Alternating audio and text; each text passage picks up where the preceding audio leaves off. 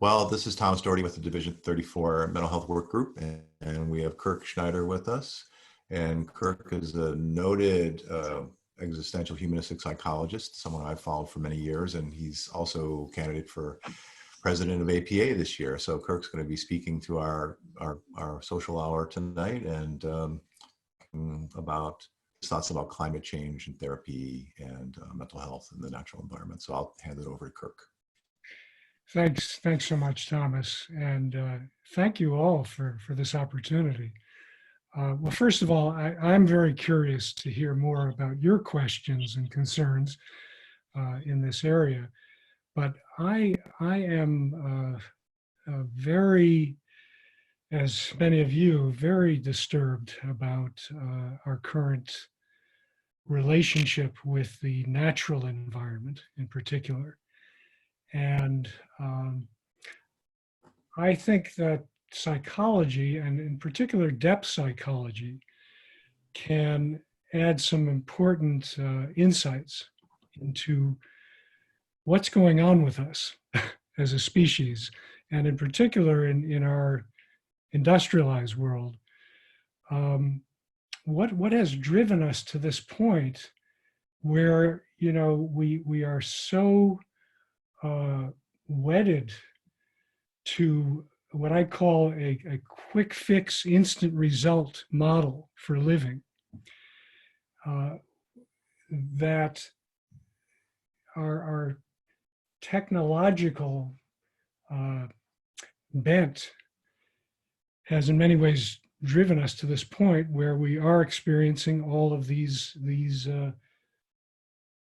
extremely alarming symptoms of this, I would say, machine model for living,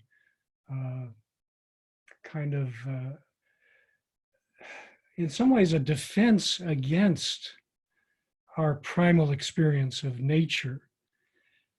And I just thought one insight that has really struck me, and this comes out of depth psychology and even philosophy, Michel Foucault, I thought, spoke brilliantly about this in his book, Madness and Civilization.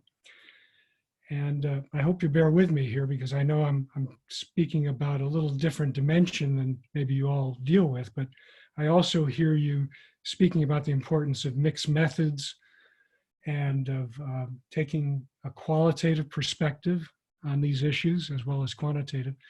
So this, and I believe in the amalgam of both, but this is coming a little bit more from a qualitative perspective and trying to get down into how is it that we have moved in this direction where we are in such an alarming place, you know, with fires and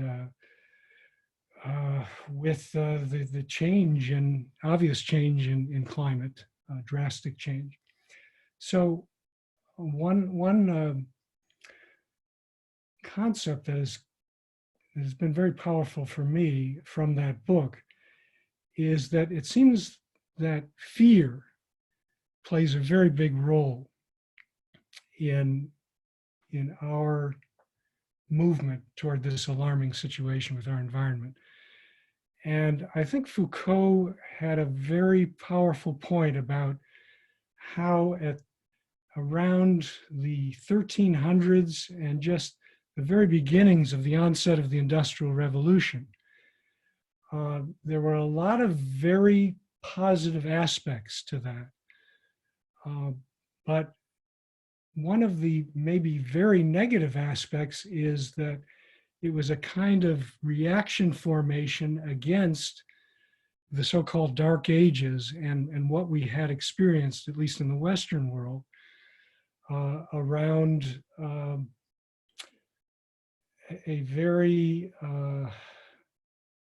non-intellectual and sort of brute way of living in those times, where we were surrounded by disease and pestilence and ignorance in many ways and great fears. You know, Foucault talks about the the leprosy colonies, 19,000 of them at the time, and there was the bubonic plague in the 1300s. So I think a good case could be made that both the Renaissance and then the Enlightenment were attempts to do everything we could to get away from those horrific times that we had experienced collectively. But maybe we threw the baby out with the bathwater. Maybe in our headlong desire for greater prediction and control and a kind of sanitization of our lifestyles, we actually moved away from the amazement, or I might call awe, of our primal experience of nature. And this has had tremendous consequences. Again, some very good. It's raised our standard of living. We've become more rational in a number of ways in the way we lead our lifestyles. We have a lot of conveniences. We have a much more efficient world than we had in those earlier times. But what has been the price? And it seems to me one of the prices is that we have in many ways lost our primal connection with nature, capacity to experience, to more fully experience the natural world, the beauty around us, you could say sacredness. It doesn't have to have a religious connotation. To me, it doesn't. I use the term awesomeness of just being and of having the gift of experiencing the richness of life. And I would define awe as a sense of humility and wonder toward existence, or a sense of adventure toward living. And this, it seems to me, has been very, very suppressed through this increasing identification with the machine model. And I guess one of my fears is that we aren't just enamored with imitating a machine model for living, but we're actually maybe moving toward becoming machines. And it may not be all that far off. There are people like Ray Kurzweil who believe in this transhumanism idea that we'll eventually get to the place where you'll no longer be able to distinguish the human from the machine. We may have to move in that way more and more, partly because of the extreme jeopardy that we're in as flesh and blood mortals. So we may need to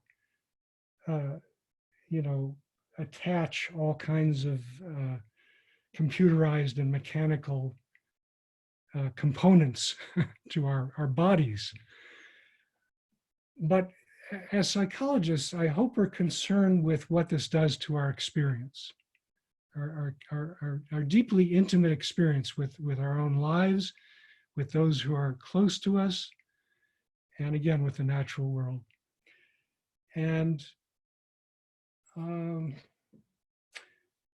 so as a clinician, I'm also concerned with this dimension of fear. And I think this is a very important question that we need to address within environmental psychology as a driver that has gotten us into such trouble. And then, of course, the question is, how do we address this fear? This fear of uncontrollability or chaos,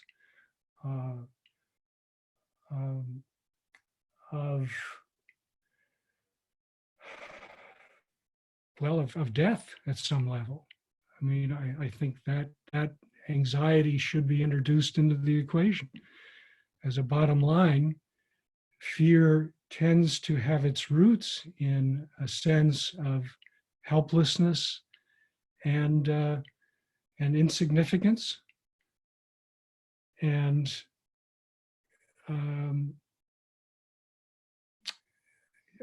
a fear of possibly of extinction, at a collective level. So how do we address the fear?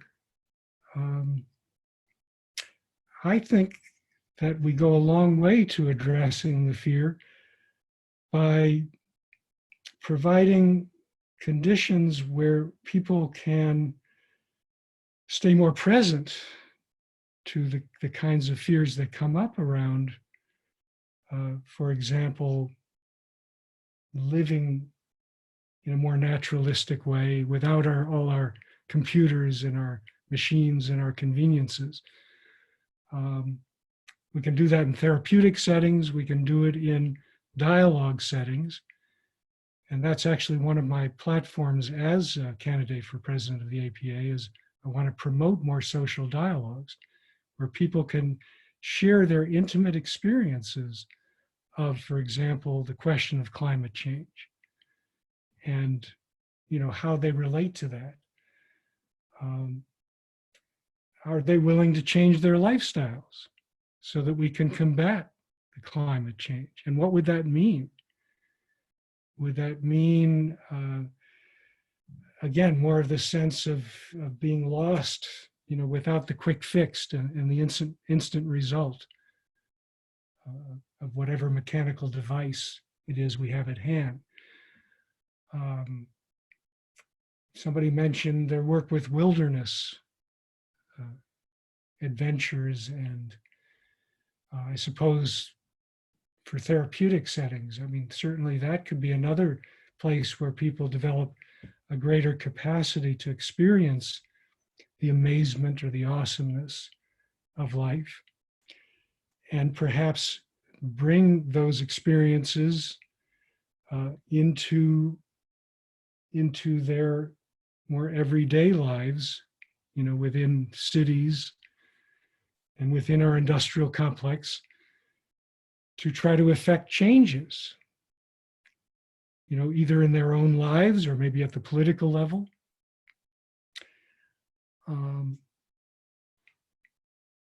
I also am advocating for a psychologist general of the United States.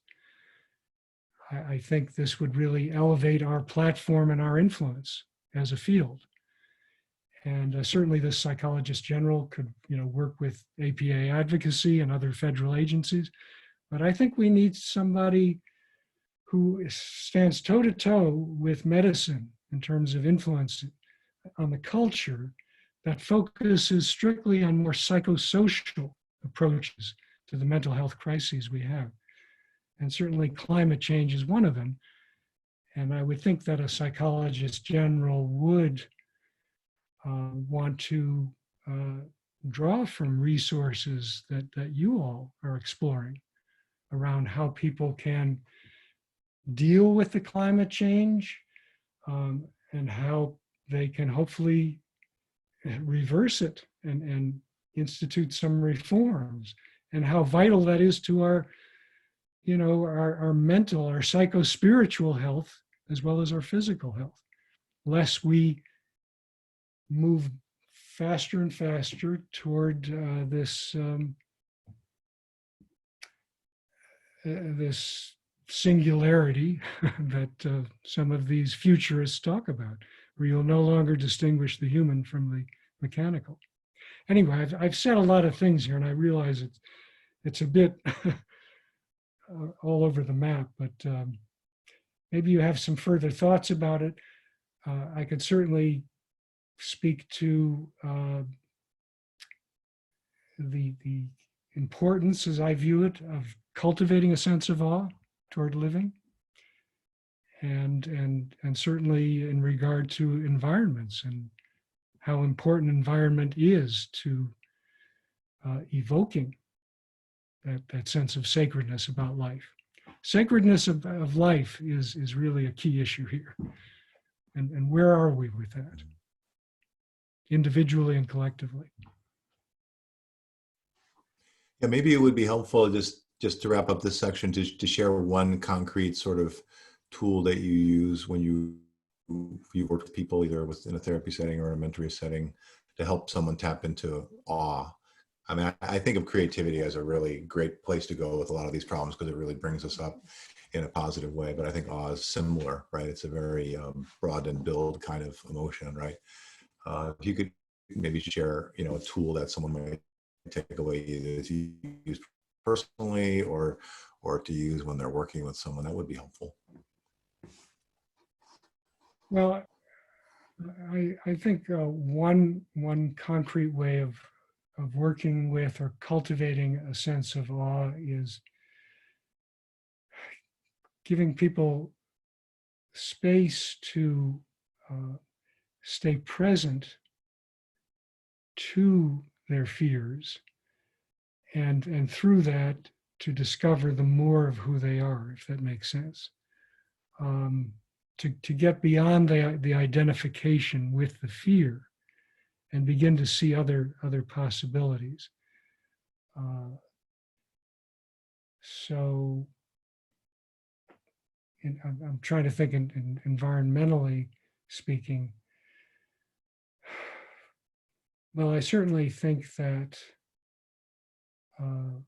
having some kind of a meditative practice or a presence-oriented practice can be helpful, where people take time to observe, to notice more of what they're feeling, especially feeling and sensing when they are in environments. Notice the impact of those environments. Take time to, explore the bigger picture of living also. One of the exercises that I use with folks who are attempting to cultivate this dimension of awe is have them get into a space where they open to a sense of wonder and surprise. Can you kind of orient yourself to being open to something fresh, something new about your experience with a person, maybe nature, rather than coming in with very hardened presumptions. See if you can bracket those and be open to what's evolving and what might actually jar you, and possibly in a very rich way. Another important path in this way is seeing if you could connect with your relationship to existence as a whole. In other words, beyond the everyday sort of minutia that we get involved with, can you take some moments to feel a connection, to feel your participation in something much greater than yourself and than all ourselves? Our participation, you could say, in existence, in being in the broad sense.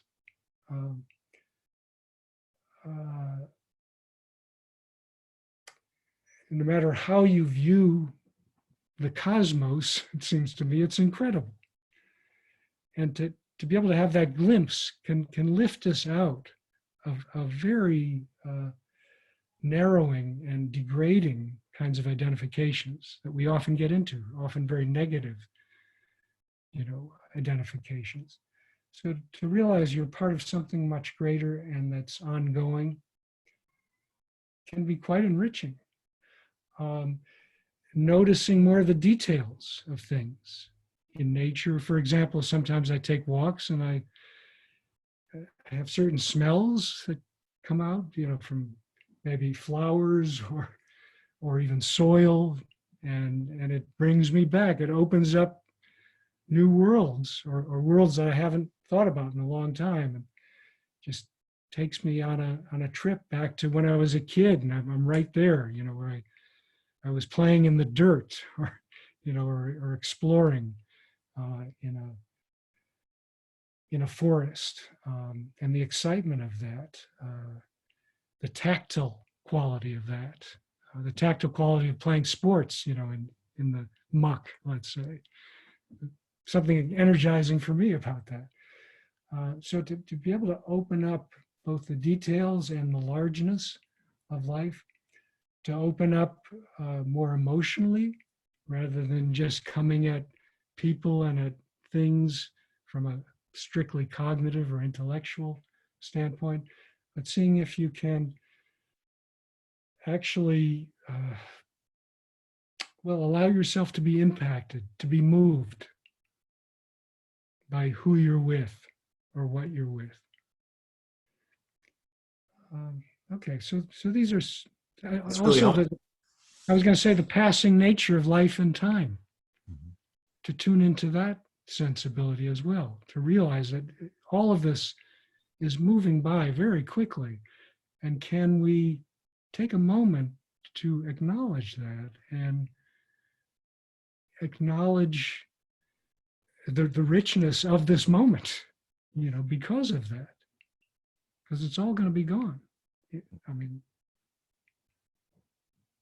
In moments. So can we savor this moment? This is really helpful. I know it makes me feel better to have engage in some of these bigger ideas. We've got about 10 minutes in our session here. I think if we're okay to keep recording, maybe we can open it up to a question or two from the folks that are gathered, if you're okay with that, Kirk. Very much, yeah. I look forward to it. Yeah, we probably have time for a couple of questions, because I'm sure that there'll be juicy questions. So does anyone have either a practical question or something they want to follow up on from something that Kirk said? Go ahead, Sandy. I'm really glad, Kirk, you talked about meditation. When I was trying to develop resources, I found a few articles on how mindfulness meditation, in some empirical studies that have been done, those who become more proficient in mindfulness meditation also become more pro-environmental. So they are opening more, several of the verbs you said, being more open, more curious, and also more willing to engage. My question for you, I'll just try to make this quick. We're talking about folks who probably already more likely to be receptive to the idea of change. What do you recommend we do with deniers? I'm in public health, so my audience is easy. They already believe in climate change, and I'm stymied when I then meet people who are completely against that conversation. Well, if people aren't willing to engage in conversation, there's a lot of problems. How can you open the door? Is there any I do feel that something that we can do? I feel these healing dialogues, as I call them,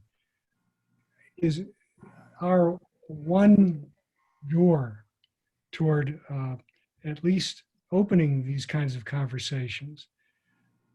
These are dialogues that, by the way, liberals and conservatives have been involved with for quite a while. I've been a moderator for Braver Angels, which is it's a national organization that brings self-identified liberals and conservatives together for living room style dialogues.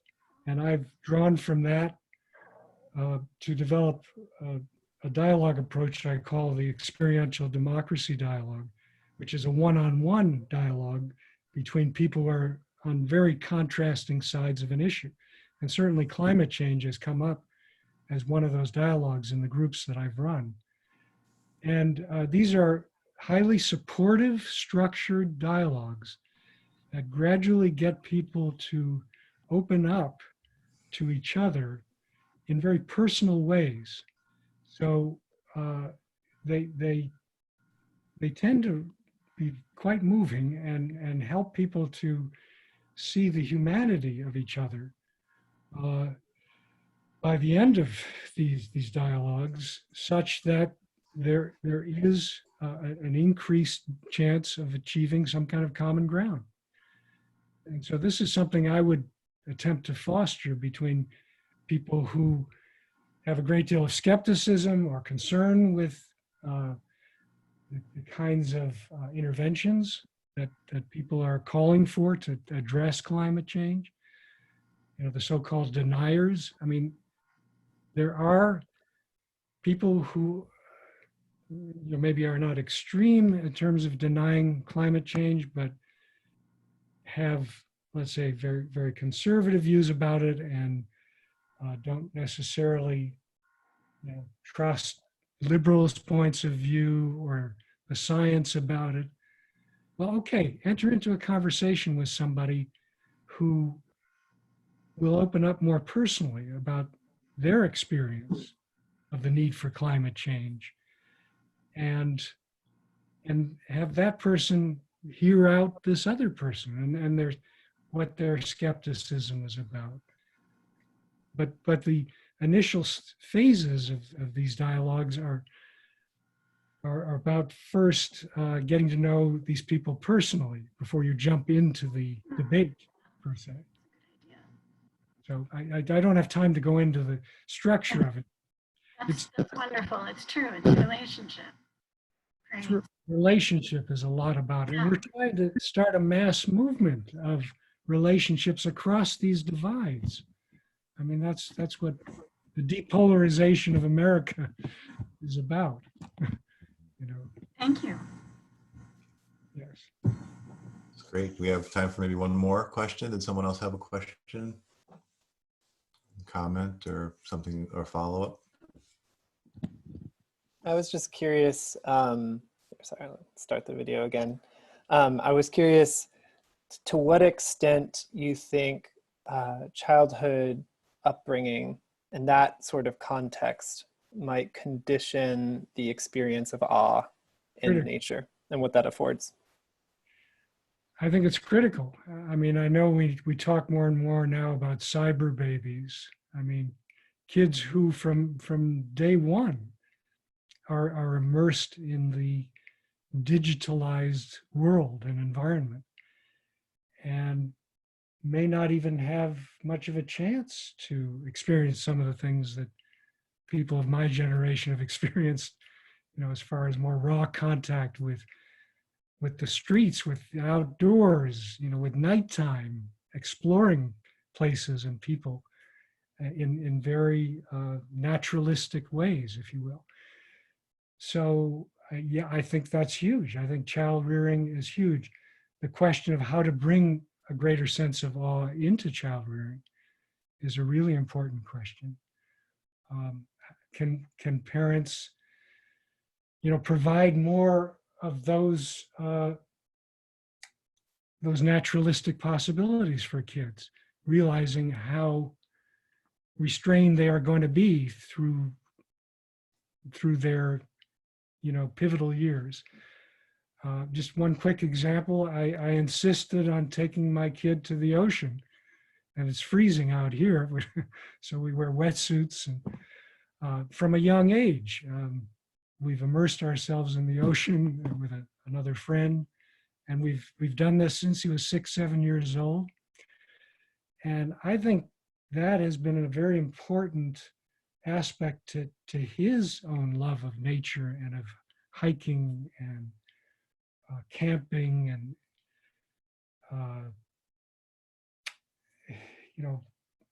sports in general. It's that raw contact that is so vital, I believe, for helping kids to develop a sense of the profundity of life, really. So it's a creative question. It's a creative challenge, especially in these days where it is so hard to get out for a lot of reasons. But this could be done through reading and through substantive discussions about what kids are reading or maybe even what they're watching. Again, if it could be geared towards something challenging and substantive. and there's certainly a lot in the video and the book world that could be evocative in that way. Taking time, just the presence of the parents, you know, to be with the child, to be honestly curious about what they're learning, what they're discovering, you know, and to deepening those contacts. So parents sharing their own experience of awe is a start as well, right? Yes, I think that's kids learn, you know, there's the old saying, kids don't learn what we tell them, they learn what they see out of the corner of their eye, right? So parents living a life based on awe is a good start. yes, Yeah. and engaging in the experience with them, at least opening them to that. I don't believe in imposing, you know, it's more of an inviting, and let's see, or participating in what the kids sees as awesome, trying to be open to that too, because we're talking about process here, not just content. You know, what is the, as you say, the behavior and the experience, not just the particular thing that you're doing. What are you bringing to it? And can you get energized with that, or curious about it? This is really great. We're coming to the end of our hour, but I think this has been a really neat discussion. I think, Kirk, you bring a lot of potential to APA, you know, this idea of certainly the psychologist,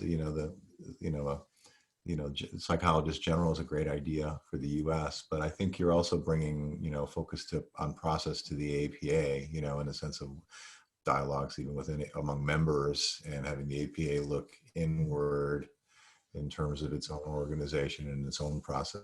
So I think that's really great. Yeah. Thank you. Yeah. So I think we can maybe, Amy, we can stop our official recording of this event, and then we can chat privately before we, end our meeting for tonight. But I want to thank Kirk Schneider for speaking with us at the Division 34 work group. Climate change work group has been really great. I think thought-provoking, and maybe we can do this again sometime. So thank you very much, Kirk. Okay. Yeah. Thank you, Thomas, and all. Yeah.